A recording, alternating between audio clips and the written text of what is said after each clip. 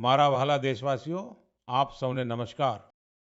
મન કી બાતમાં ફરી એકવાર આપ સૌનું હાર્દિક સ્વાગત છે. માર્ચનો આ મહિનો વૈશ્વિક સ્તર પર ખૂબ જ વધારે ઉથલપાથલથી ભરેલો રહ્યો છે. આપણે સૌ એ વાતને યાદ કરીએ છીએ કે સંપૂર્ણ વિશ્વ ભૂતકાળમાં કોવિડના કારણે એક ઘણા લાંબા સમય સુધી અનેકવિધ સમસ્યાઓમાંથી પસાર થયું હતું. આપણા સૌની એવી અપેક્ષા હતી કે કોરોનાના સંકટમાંથી બહાર નીકળ્યા બાદ દુનિયા નવેસરથી પ્રગતિના પંથે આગળ વધશે. પરંતુ દુનિયાના અલગ અલગ ક્ષેત્રોમાં સતત યુદ્ધ અને સંઘર્ષની પરિસ્થિતિઓ નિર્માણ થતી ગઈ. વર્તમાન સમયમાં આપણા પાડોશમાં છેલ્લા એક મહિનાથી ભીષણ યુદ્ધ ચાલી રહ્યું છે. આપણા લાખો પરિવારોના સગા સંબંધીઓ આ દેશોમાં નિવાસ કરે છે. ખાસ કરીને ખાડી દેશોમાં કામ કરે છે. હું ગલ્ફ કન્ટ્રીઝનો ખૂબ આભારી છું. તેઓ એવા 1 કરોડથી પણ વધારે ભારતીયોને ત્યાં દરેક પ્રકારની મદદ પૂરી પાડી રહ્યા છે. મિત્રો, જે ક્ષેત્રમાં અત્યારના સમયમાં યુદ્ધ ચાલી રહ્યું છે, તે ક્ષેત્ર આપણી ઊર્જા સંબંધી આવશ્યકતાઓનું એક મોટું કેન્દ્ર છે. આના કારણે દુનિયાભરમાં પેટ્રોલ અને ડીઝલને લઈને સંકટની પરિસ્થિતિનું નિર્માણ થઈ રહ્યું છે. આપણા વૈશ્વિક સંબંધો, જુદા જુદા દેશોમાંથી મળી રહેલો સહયોગ અને પાછલા એક દાયકામાં દેશનું જે સામર્થ્ય નિર્માણ થયું છે, એના કારણે ભારત આ પરિસ્થિતિઓનો મક્કમતાથી સામનો કરી રહ્યું છે. મિત્રો, નિશ્ચિતપણે આ એક પડકારજનક સમય છે.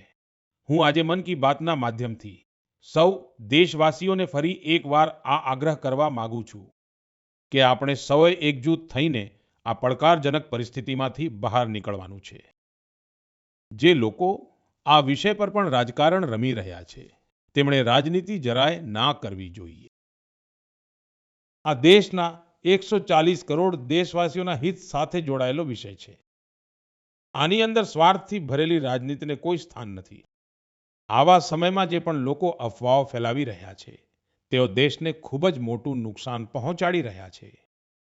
હું સૌ દેશવાસીઓને અપીલ પણ કરીશ કે તેઓ જાગૃત રહે, અફવાઓના બહેકાવામાં જરાય ન આવે. સરકાર તરફથી જે આપને નિરંતર જાણકારી આપવામાં આવી રહી છે, તેના પર ભરોસો કરે અને તેના પર જ વિશ્વાસ કરીને કોઈ પગલું ભરે. મને દર વખતની જેમ આ વખતે પણ પૂરો વિશ્વાસ છે કે જે રીતે આપણે દેશના 140 કરોડ દેશવાસીઓના સામર્થ્ય વડે આપણે જૂના સંકટોને હરાવ્યા હતા, આ વખતે પણ આપણે સૌ સાથે મળીને આ કઠિન પરિસ્થિતિમાંથી ખૂબ જ સારી રીતે બહાર આવી જઈશું. મારા વહાલા દેશવાસીઓ, ભારતની સાચી તાકાત અહીંના કોટી કોટી લોકોમાં જ નિહિત છે.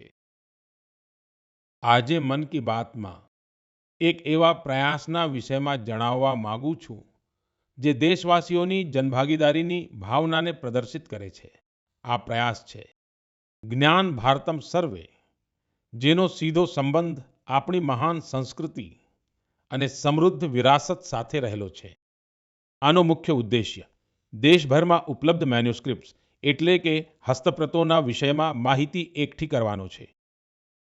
આ સર્વે સાથે જોડાવા માટેનું એક માધ્યમ જ્ઞાન ભારતમ એપ છે. આપની પાસે જો કોઈ મેન્યુસ્ક્રિપ્ટ ઉપલબ્ધ હોય, હસ્તપ્રત છે, અથવા તો તેના વિશે કોઈ જાણકારી છે, તો તેનો ફોટો જ્ઞાન ભારતમ એપ પર જરૂરથી શેર કરજો. દરેક એન્ટ્રી સાથે જોડાયેલી ડાયરીને દાખલ કરતા પહેલા તેની પુષ્ટિ પણ કરવામાં આવી રહી છે. મને આ વાતની ઘણી ખુશી છે કે અત્યાર સુધીમાં હજારો મેન્યુસ્ક્રિપ્ટ્સ એટલે કે હસ્તપ્રત લોકોએ શેર કરી છે. ઉદાહરણ તરીકે અરુણાચલ પ્રદેશના નામસાઈના ચાઓ નંતીસિંગ લોઆંગજીએ સાઈ લિપિમાં હસ્તપ્રતો તેમણે શેર કરી છે. અમૃતસરના ભાઈ અમિતસિંહ રાણાએ ગુરુમુખી લિપિમાં હસ્તપ્રત શેર કરી છે. આપણી મહાન શીખ પરંપરા અને પંજાબી ભાષા સાથે જોડાયેલી લિપિ છે. કેટલીક સંસ્થાઓએ પામ લીફ એટલે કે તાડપત્ર પર લખેલી મેન્યુસ્ક્રિપ્ટ પણ આપી છે. રાજસ્થાનના અભય જૈન ગ્રંથાલયે કોપર પ્લેટ્સ પર લખેલી ખૂબ જ જૂની હસ્તપ્રતો શેર કરી છે. તો બીજી તરફ લદ્દાખની હેમિસ મોનેસ્ટ્રીએ તિબેટીમાં બહુમૂલ્ય હસ્તપ્રતોના વિષયમાં જાણકારી આપી છે. અહીંયા મેં ફક્ત થોડાક જ ઉદાહરણ આપ્યા છે. આ સર્વે જૂન મહિનાના મધ્ય સુધી ચાલુ રહેવાનો છે. આપ સૌને મારો આગ્રહ છે કે તમે પોતાની સંસ્કૃતિ સાથે જોડાયેલા પાસાઓને સામે લાવો અને તેને શેર કરો. મારા વહાલા દેશવાસીઓ, ભારત દુનિયાનો સૌથી યુવા દેશ છે. દેશના યુવાનોની તાકાત જ્યારે રાષ્ટ્રના નિર્માણમાં જોડાય છે તો તેનાથી બહુ મોટી મદદ મળે છે. રાષ્ટ્ર નિર્માણના આ દાયિત્વને નિભાવવામાં મોટી ભૂમિકા ભજવી રહ્યું છે મારું યુવા ભારત એટલે કે માય ભારત સંગઠન. આ સંગઠન દેશના યુવાનોને જુદી જુદી પ્રકારની પોઝિટિવ ગતિવિધિઓ સાથે જોડી રહ્યું છે. હમણાં તાજેતરમાં જ માય ભારત દ્વારા બજેટ ક્વેસ્ટનું આયોજન કરવામાં આવ્યું હતું. તેનો હેતુ દેશભરના યુવાનોને બજેટ પ્રક્રિયા અને નીતિ નિર્માણ સાથે જોડવાનો હતો. આની સાથે જોડાયેલી ક્વિઝમાં આખા દેશભરમાંથી લગભગ 12 લાખ યુવાનોએ ભાગ લીધો. ક્વિઝ પછી લગભગ 1,60,000 પ્રતિભાગીઓને નિબંધ સ્પર્ધા માટે પસંદ કરવામાં આવ્યા. મને આમાંથી કેટલાક નિબંધો વાંચવાનો અવસર પણ પ્રાપ્ત થયો. આનાથી એક ખબર પડે છે કે મારા યુવા મિત્રો દેશના વિકાસમાં પોતાનું યોગદાન આપવા માટે કેટલા તત્પર છે. તેલંગાણાના સૂર્યાપેટથી કોટલા રઘુવીર રેડ્ડી, ઉત્તર પ્રદેશના બારાબંકીથી સૌરભ બૈસવાર અને બિહારના ગોપાલગંજથી સુમિત કુમારે ખેડૂત કલ્યાણ સાથે જોડાયેલા ટોપિક પર લખ્યું છે. પંજાબના મોહાલીથી આંચલ અને ઓડિશાના કેન્દ્રપાડાથી ઓમ પ્રકાશ રથે મહિલા પ્રેરિત વિકાસને આગળ વધારવાના તરીકાઓ પર પોતાના વિચાર પ્રગટ કર્યા છે. હરિયાણાના યમુનાનગરથી પ્રથમ બરારે લખ્યું છે કે ગ્રીન અને ક્લીન ભારત જ સમૃદ્ધ ભારતનો માર્ગ છે. આ તેમની ઊંડી વિચારસરણી બતાવે છે. દિલ્હીના શંખ ગુપ્તાનું સૂચન છે કે ગ્રામીણ ક્ષેત્રોમાં રમત ગમતની પ્રતિભાઓની ઓળખ માટે હજુ વધુ પ્રયાસો થવા જોઈએ. આપણા યુવા મિત્રોએ કૌશલ્ય વિકાસ અને ઇઝ ઓફ ડુઇંગ બિઝનેસ પર પણ પોતાના વિચારો શેર કર્યા છે. હું તે બધા જ યુવાનોની પ્રશંસા કરું છું જેઓ પોતાના આઈડિયા શેર કરી રહ્યા છે. આ વિચારો દેશને આગળ લઈ જવામાં ખૂબ જ અગત્યના છે. મારા વહાલા દેશવાસીઓ, દેશભરના ક્રિકેટ ફેન્સ માટે આ મહિનો જોશ અને ઉત્સાહથી ભરી દેનારો રહ્યો છે. જ્યારે ભારતે ટી20 વર્લ્ડ કપમાં ઐતિહાસિક જીત નોંધાવી તો દેશમાં ચારે તરફ ખુશીની લહેર દોડી ગઈ. આપણી ટીમની શાનદાર સફળતા પર આપણે સૌને ખૂબ જ ગર્વ છે. ગયા મહિનાના અંતમાં કર્ણાટકના હુબલીમાં એક ખૂબ જ રોચક મુકાબલો જોવા મળ્યો હતો.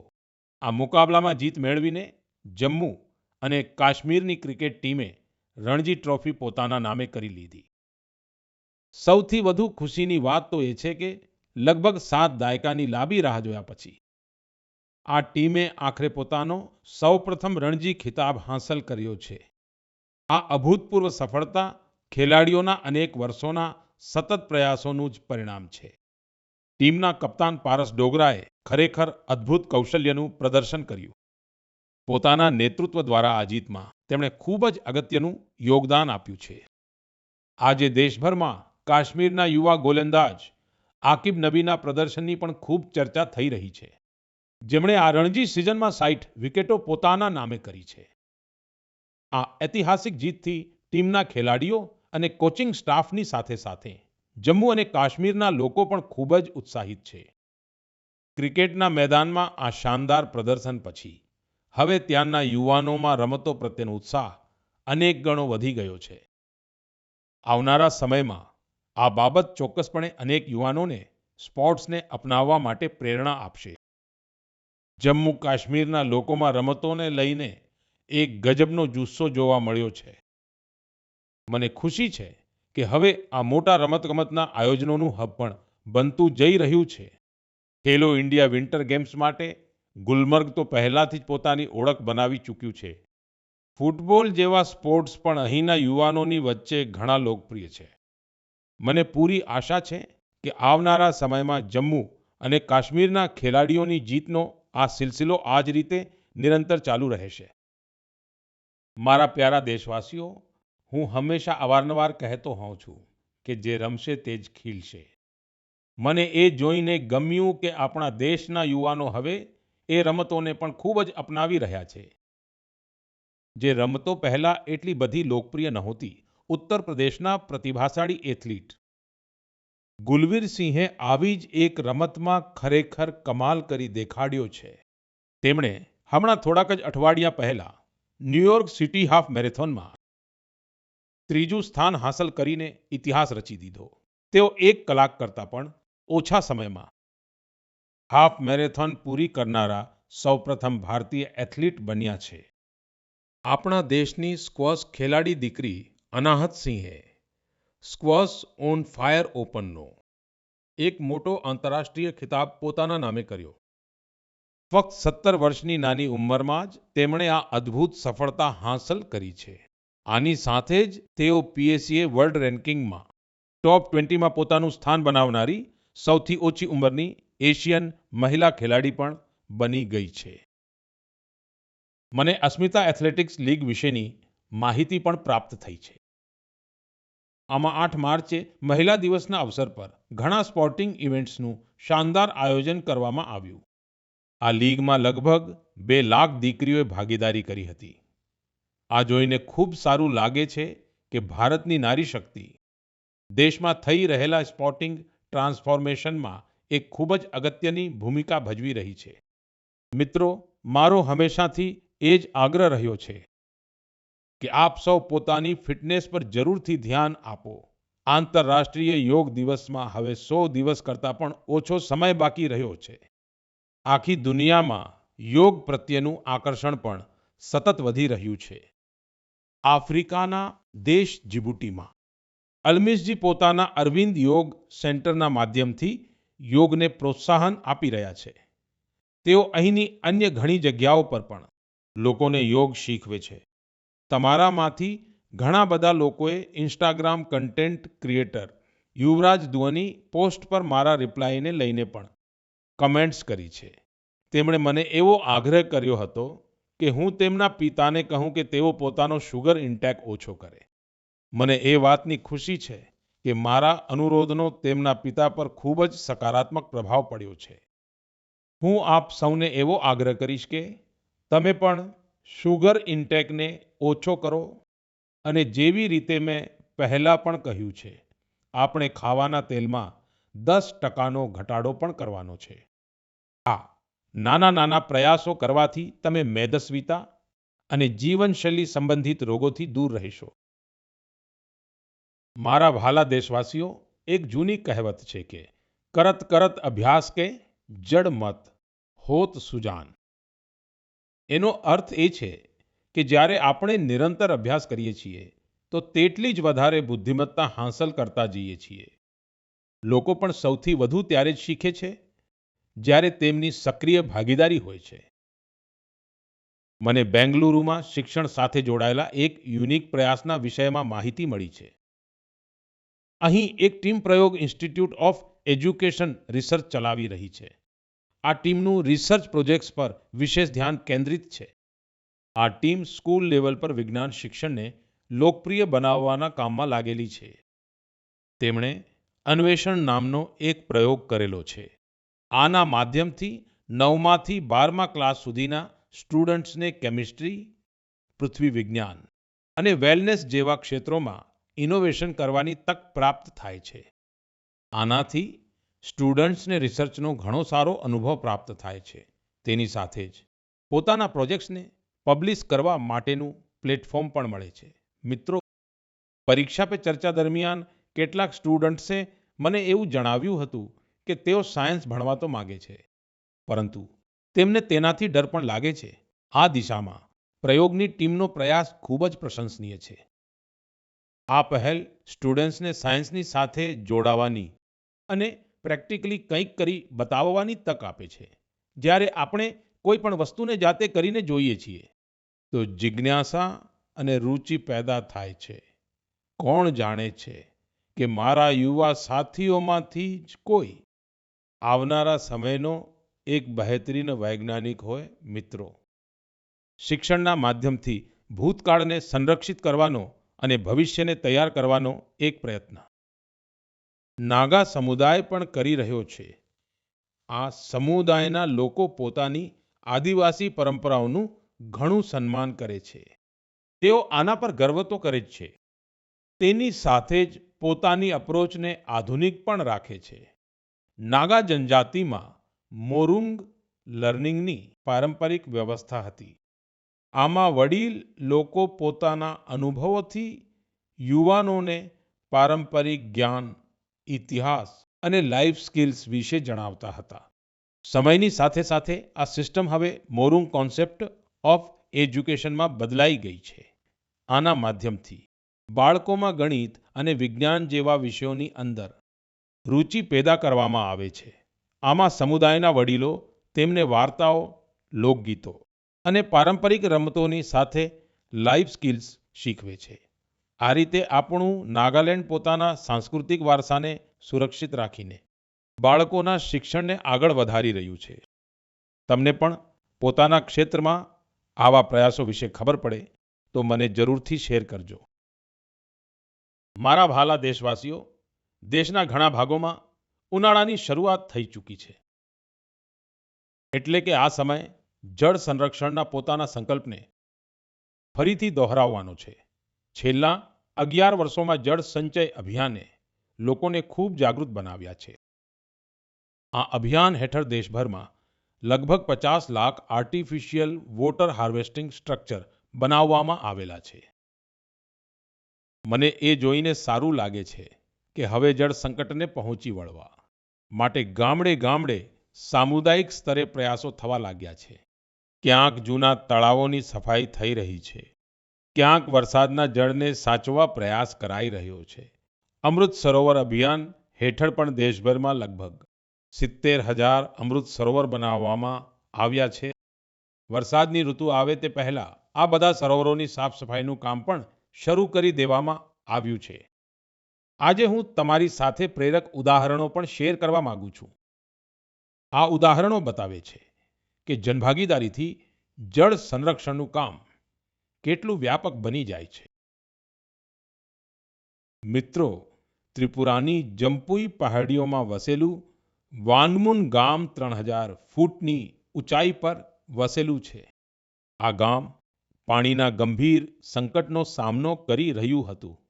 ઉનાળાના દિવસોમાં ગામના લોકો પાણી મેળવવા માટે તેઓ લાંબુ અંતર કાપતા હતા. આખરે ગામના લોકોએ સાથે મળીને વરસાદના દરેક ટીપાને સાચવવાનો નિર્ણય લીધો.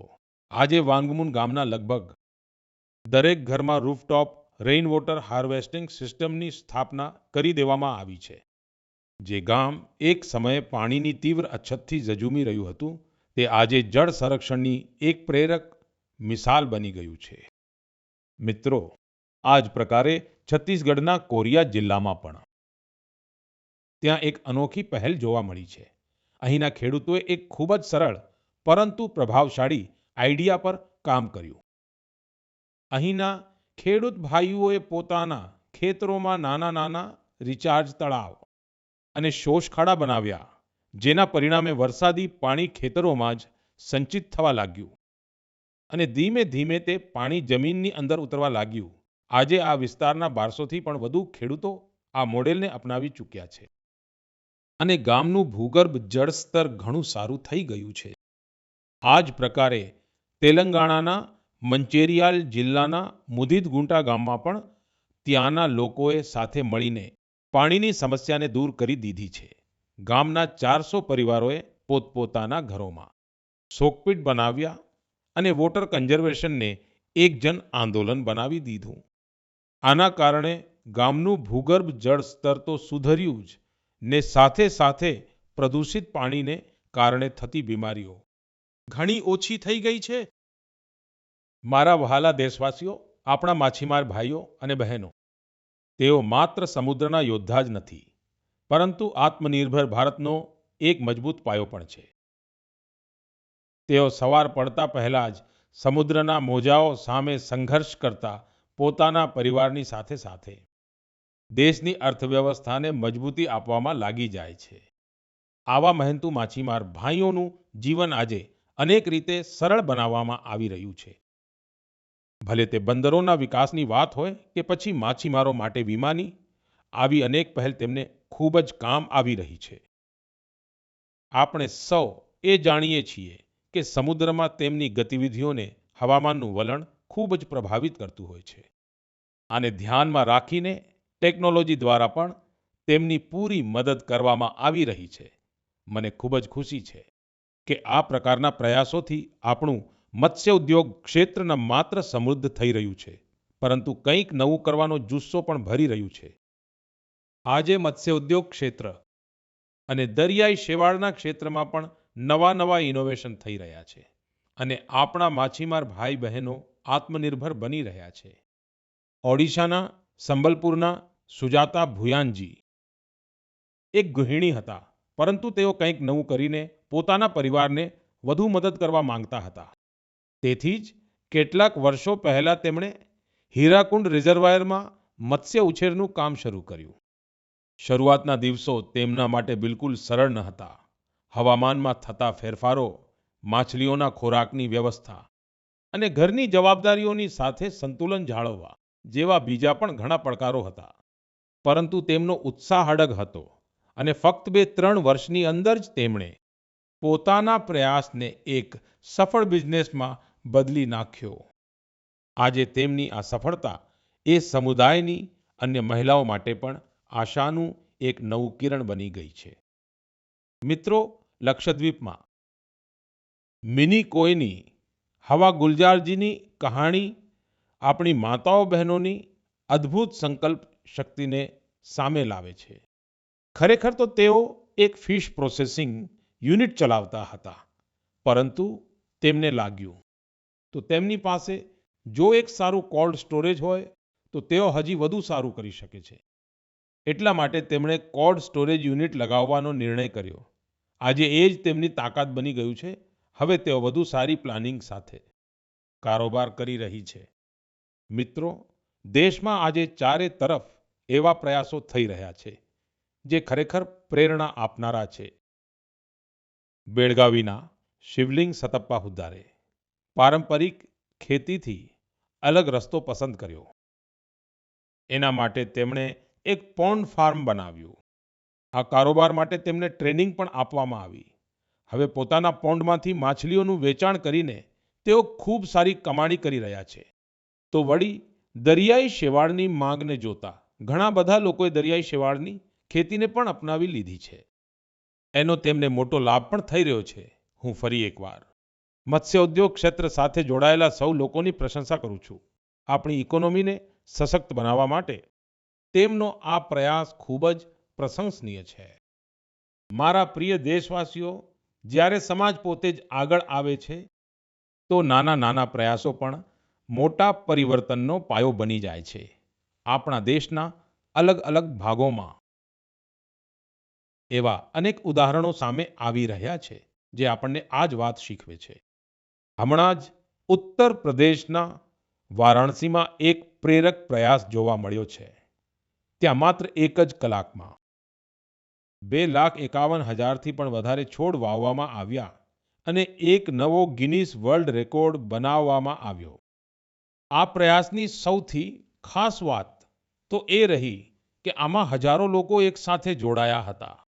વિદ્યાર્થીઓ, જવાનો, સ્વયંસેવી સંગઠનો, અલગ અલગ સંસ્થાઓ, સૌએ મળીને આ કામને શક્ય બનાવ્યું. જનભાગીદારીનું આ જ સ્વરૂપ એક પેડ માં કે નામ અભિયાન દરમિયાન પણ જોવા મળે છે. આ અભિયાન અંતર્ગત દેશભરમાં કરોડો છોડ વાવવામાં આવ્યા છે. મિત્રો, નાગાલેન્ડના ચિજામી ગામમાંથી પણ એક ખૂબ જ પ્રેરણાદાયક પ્રયાસ સામે આવ્યો છે. ચિજામી ગામની મહિલાઓ સાથે મળીને 150થી પણ વધુ વેરાયટીના પારંપરિક બીજને સુરક્ષિત રાખી રહી છે.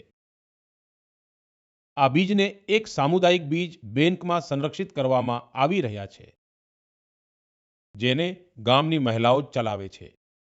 એમાં ચોખા, બાજરી, મકાઈ, દાળ, શાકભાજી અને ઘણા પ્રકારની જડીબુટ્ટીઓ સામેલ છે. આ એક એવો પ્રયાસ છે જેમાં જ્ઞાન પણ સુરક્ષિત છે, પરંપરા પણ જીવંત છે અને આવનારી પેઢીઓ માટે એક મજબૂત આધાર પણ તૈયાર થઈ રહ્યો છે. મિત્રો, આજે જ્યારે આખી દુનિયા આબોહવા પરિવર્તન જેવી સમસ્યાઓનો સામનો કરી રહી છે, ત્યારે આવા પ્રયાસો આપણને એ બતાવે છે કે સમાધાન હંમેશા ક્યાંય દૂર નથી હોતું. ઘણીવાર આપણું પોતાનું પારંપરિક જ્ઞાન અને સામુદાયિક પ્રયાસો જ આપણને સૌથી મજબૂત રસ્તો બતાવે છે. મારા પ્રિય દેશવાસીઓ, આજે તમે દેશના કોઈ પણ નાના મોટા શહેરમાં જશો તો એક પરિવર્તન તમે ચોક્કસપણે નોટિસ કરશો. તમને ખૂબ મોટી સંખ્યામાં ઘરોની છત પર સોલર પેનલ લાગેલી જોવા મળશે. થોડા વર્ષો પહેલા સુધી આ માત્ર છૂટાછવાયા ઘરો પર જ દેખાતું હતું, પરંતુ આજે પીએમ સૂર્યઘર મફત વીજળી યોજનાનો પ્રભાવ દેશના ખૂણે ખૂણામાં દેખાવા લાગ્યો છે. આ યોજનાને કારણે ગુજરાતના સુરેન્દ્રનગર જિલ્લાની પાયલ મુંજપરાના જીવનમાં ઘણો મોટો બદલાવ આવ્યો છે. તેમણે સૂર્ય પહેલના માધ્યમથી સોલર પાવર ટેકનોલોજીની ટ્રેનિંગ લીધી અને 4 મહિનાનો સોલર પીવી ટેકનિશિયનનો કોર્સ પૂરો કર્યો. હવે તે એક કુશળ સોલર ટેકનિશિયન બની ચૂકી છે. પાયલ એક સોલર ઉદ્યોગ સાહસિક તરીકે પોતાની ઓળખ બનાવી રહી છે. તે આસપાસના જિલ્લાઓમાં સોલર રૂફટોપ ઇન્સ્ટોલેશનનું કામકાજ કરે છે અને આનાથી તેમને પ્રત્યેક મહિને હજારો રૂપિયાની આવક થાય છે. મિત્રો, મેરઠના અરુણકુમાર પણ હવે તેઓ પોતાના વિસ્તારમાં ઉર્જાદાતા બની ગયા છે. તાજેતરમાં દિલ્હીમાં આયોજિત કાર્યક્રમમાં અરુણકુમારે ભાગ લીધો હતો અને પોતાના અનુભવો વર્ણવ્યા હતા. તેમણે જણાવ્યું હતું કે તેઓ માત્ર વીજળી બિલની બચત નથી કરી રહ્યા, બલકે પોતાની વધારાની વીજળીનું વેચાણ પણ કરી રહ્યા છે. મિત્રો, જયપુરના મુરલીધરજીની સફળતાની ગાથા પણ કંઈક આવી જ છે. પહેલા તેમની ખેતી ડીઝલ પંપ પર નિર્ભર હતી, જેમાં દર વર્ષે હજારો રૂપિયા ખર્ચ થતા હતા. જ્યારે તેમણે સોલર પંપ અપનાવ્યો તો તેમની ખેતીની રીત જ બદલાઈ ગઈ. હવે તેમને ઈંધણની કોઈ ચિંતા રહેતી નથી. સિંચાઈ સમયસર થાય છે અને તેમની વાર્ષિક આવક પણ વધી ગઈ છે. સૌથી વધુ મહત્વની વાત તો એ છે કે હવે તેમનો પરિવાર સ્વચ્છ ઉર્જાની સાથે સારું જીવન જીવી રહ્યો છે. મિત્રો, પીએમ સૂર્યઘર મફત વીજળી યોજનાનો લાભ નોર્થ ઇસ્ટના ક્ષેત્રોમાં પણ પ્રાપ્ત થઈ રહ્યો છે. ત્રિપુરામાં રિયાંગ જનજાતિના અનેક ગામો એવા હતા જ્યાં વીજળીની સમસ્યા હતી. હવે સોલર મિની ગ્રીડના માધ્યમ દ્વારા ત્યાંના ઘરોમાં રોશની રહે છે.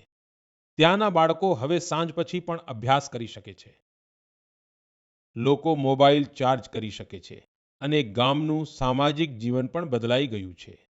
મિત્રો, દેશમાં સૌર ઉર્જા ક્રાંતિના આવા ન જાણે કેટલાય ઉદાહરણો છે. આપ પણ આ ક્રાંતિ સાથે જોડાઓ અને અન્ય લોકોને પણ જોડો. મારા પ્રિય દેશવાસીઓ, મન કી બાત માટે મને પ્રત્યેક મહિને દેશના વિભિન્ન ભાગોમાંથી અઢળક સંદેશા મળે છે. આ સંદેશાઓથી એ પણ જાણવા મળે છે કે દૂર દરાજના ક્ષેત્રોમાં બેઠેલા લોકો કેટલા ઉત્સાહપૂર્વક આ કાર્યક્રમને સાંભળે છે. જ્યારે હું તમારા સૂચનો વાંચું છું, ત્યારે મને એવું લાગે છે કે આ માત્ર એક કાર્યક્રમ નથી, આપણા સૌનો એક સહિયારો સંવાદ બની ગયો છે. તમારા વિચારો, તમારા અનુભવો આ કાર્યક્રમને નિરંતર વધુ સારો બનાવવાની પ્રેરણા આપે છે. તમે તમારી આસપાસની પ્રેરક ગાથાઓ આમ જ જણાવતા રહેશો. શક્ય છે કે તમારો એક નાનકડો પ્રયાસ કોઈ અન્ય વ્યક્તિના જીવનમાં મોટો બદલાવ લાવી દે, કોઈને આગળ વધવાનો નવો ઉત્સાહ આપી દે. આ જ તો રેડિયોની સાચી તાકાત છે. તે દેશના અલગ અલગ ખૂણામાં બેઠેલા લોકોના એક વિચાર, એક ભાવના અને એક ઉદ્દેશ્યને એક સૂત્રે જોડી દે છે. આવતા મહિને ફરીથી મુલાકાત કરીશું કેટલાક નવા પ્રેરક વ્યક્તિત્વો સાથે, કેટલાક એવા પ્રયત્નો સાથે જે આપણને આગળ વધવાની નવી ઉર્જા આપશે. ત્યાં સુધી તમે તમારું અને તમારા પરિવારનું ધ્યાન રાખજો. સ્વસ્થ રહો, ખુશ રહો. ખૂબ ખૂબ આભાર.